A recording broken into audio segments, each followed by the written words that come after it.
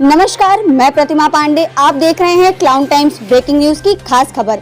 इस वक्त मैं मौजूद हूँ अन्नपूर्णा ग्रैंड योर अपार्टमेंट में, जहां पर वाराणसी के थाना सिगरा अंतर्गत अन्नपूर्णा ग्रैंड योर अपार्टमेंट के चौथे मंजिल पर गुरुवार 7 अप्रैल की रात्रि में लगी आग से भले ही कोई जनहानि नहीं हुई, लेकिन फ्लैट मालकिन बाल विकास परियोजना अधिकारी मीना गुप्ता की पूरी गृहस्थी जलकर खाक हो गई।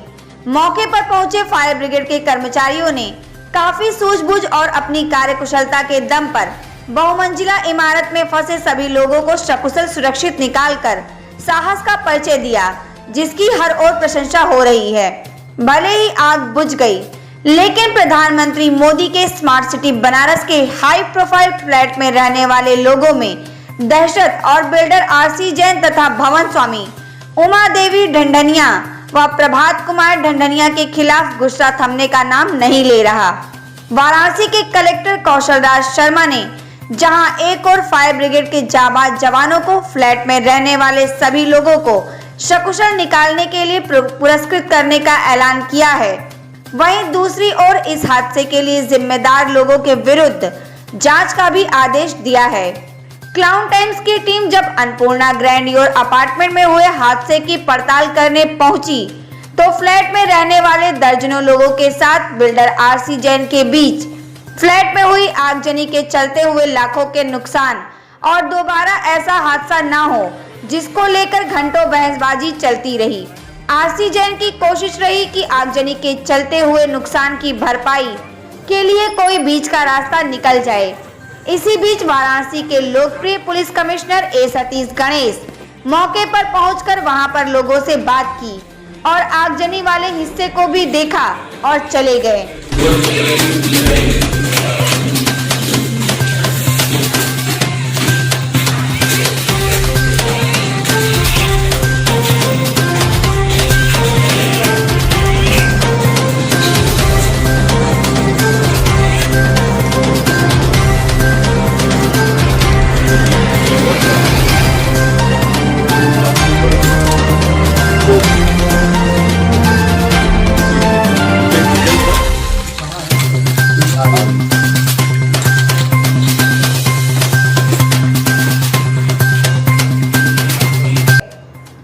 आइए अब सीधे बात करते हैं आगजनी के चलते सब कुछ खाक में मिलने के बाद बेबस और लाचार बाल विकास परियोजना अधिकारी मीना गुप्ता से कि उनका क्या कहना है।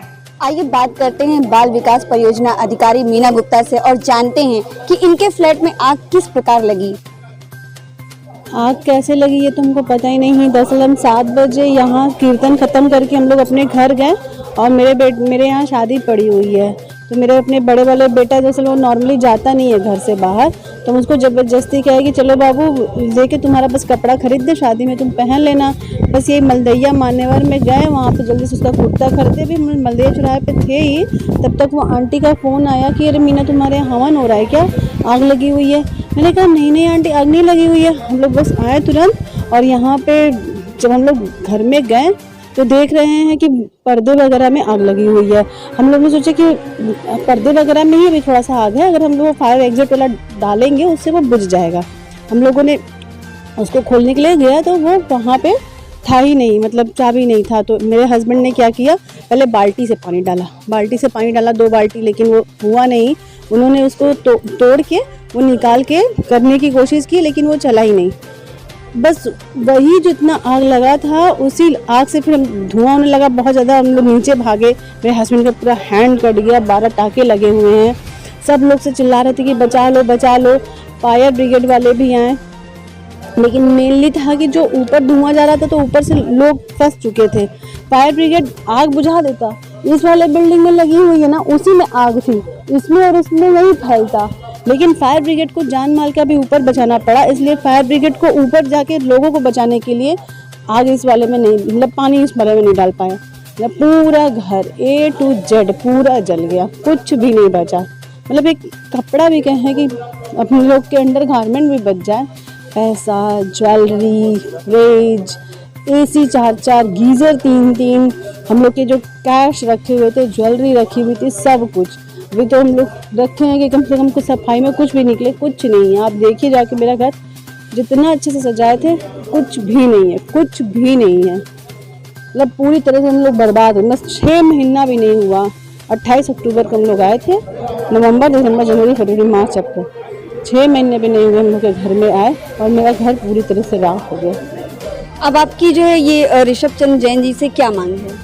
हमारा मांग यही है कि हम मेरा ये बना के दे मेरा बिल्डिंग और हम लोग को कंपनसेशन दे। नहीं, वो फायर ब्रिगेड की गाड़ी आ ही नहीं पा रही थी, वो दरवाज़ा छोटा था, वो अंदर आ ही नहीं पा रहा था।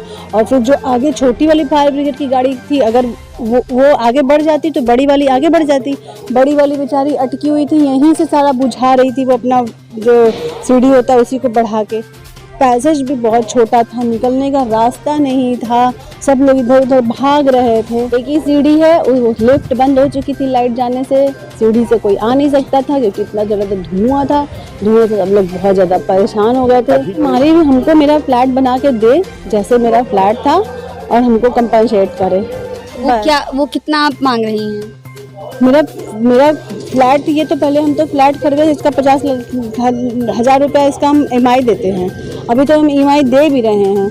अभी हम EMI को इसमें कन्वर्ट करवाए हैं UBI में, जो कुछ EMI हम लोग का बच सके, क्योंकि हम एक सरकारी सर्विस है, उतना हम लोग का कुछ होता नहीं है, ना हम लोग का पेंशन है। हम लोग काट के अपना घर चलाते हैं।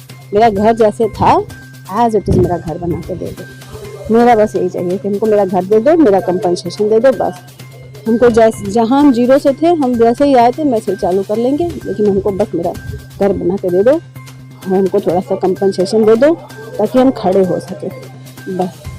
यह सुखद संयोग रहा कि बहुमंजिली इमारत में आगजनी के चलते कोई जनहानि नहीं हुई। बावजूद इसके कहीं न कहीं बिल्डर RC जैन फ्लैट में रहने वालों के निशाने पर हैं।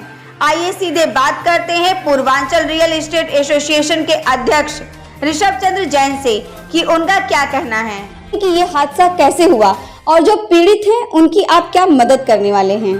बड़ा ही दुर्भाग्यपूर्ण था कि नवरात्रि के शुभ अवसर पर यह घटना हुई और यह घटना का कारण कई प्रकार की बातें सुनने में आई हैं। और हो सकता है कोई लोग का ये बोलना है कि पूजा के दौरान वहाँ पर दिया रखा हुआ था, जलता हुआ दिया था, परिवार के लोग बाहर किसी काम के वश गए, उस दौरान यह आग लग गई।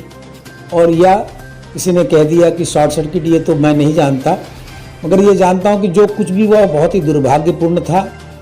और इसमें जो पीड़ित है, पीड़ित परिवार के साथ मेरी पूरी संवेदना है और मैं अपनी तरफ से उनको पूरा जो उनका फ्लैट था, मैंने उनको वादा किया है कि मैं पूर्ववत स्थिति में आपके फ्लैट को ला करके उनको दूंगा। उन्हें किसी प्रकार का कोई कष्ट नहीं होने दिया जाएगा। ऋषभ जी, हम जानना चाहेंगे कि भविष्य में ऐसा हादसा ना हो, इसके लिए आप फायर विभाग और प्रशासन से क्या मांग है या क्या कुछ ऐसा आप करने वाले हैं? देखिए, हम लोग का प्रयास तो यही रहता है कि जो कुछ भी जो नियमों के अनुसार बिल्डिंग के अंदर निर्माण करें और फायर के जो नियम को जो उपकरण लगाने होते हैं वो लगाए जाएं। हम लोगों ने अपनी बिल्डिंग में सारे उपकरण लगाए हुए थे और जो भी हमें वाराणसी विकास प्राधिकरण के द्वारा जो निर्देश दिया जाता है और जो बिल्डिंग बायलॉज है उनका प्रयोग किया गया था और उपकरण भी लगाए हुए थे। परेशानी क्या होती है, बिल्डिंग में अगर हम अग्निशमन उपकरण लगा भी दो, लेकिन उनका संचालन करना अगर नहीं आता तो वो बहुत बड़ी परेशानी का कारण होता है। इस कारण में हम ये चाहते हैं कि जितने भी मल्टी स्टोरी बिल्डिंगों का प्रचलन अभी चूँकि हाल में हुआ है, पिछले 10 वर्षों में वाराणसी में बहुत सी मल्टी स्टोरी बिल्डिंगें आने लगी और ख़ास करके रिहायशी बिल्डिंगें हैं, उनमें हम लोग फ्लैट तो बना रहे हैं, लेकिन वहाँ जो प्रशिक्षण, जिसमें मैं समझता हूँ कि अग्निशमन विभाग के द्वारा ये प्रशिक्षण हम लोग को समय समय पर दिलवा करके जो वहाँ पर रहने वाले नागरिक हैं, जो महिलाएं हैं, और उनको ये बेसिक प्राथमिक प्रशिक्षण, यदि अग्नि लगे तो हमें किस प्रकार से अग्निशमन के जो उपकरण उनका संचालन कैसे किया जाए ताकि प्राथमिक दृष्टि से वहाँ पर आग पर काबू पाया जा सके। इसके लिए हम लोग प्रशासन से निवेदन करेंगे कि वो हमारे यहाँ आकर के सोसाइटीज़ में एक मीटिंग करके उनके वहाँ के रहने वालों को प्रशिक्षित करें और हम लोगों को भी बताएं यदि किसी प्रकार की और किसी भी प्रकार के यंत्र को स्थापना करने की ज़रूरत है उसको हम लोग स्थापित करें उसके लिए हम लोग अपने आप में प्रतिबद्ध हैं। क्लाउन टाइम्स की खबरों को आगे देखने के लिए हमारे YouTube चैनल को लाइक करें, सब्सक्राइब करें, बेल आइकन को प्रेस जरूर करें। क्लाउन टाइम्स की खबरों को फेसबुक पेज पर देखने के लिए पेज को लाइक जरूर करें।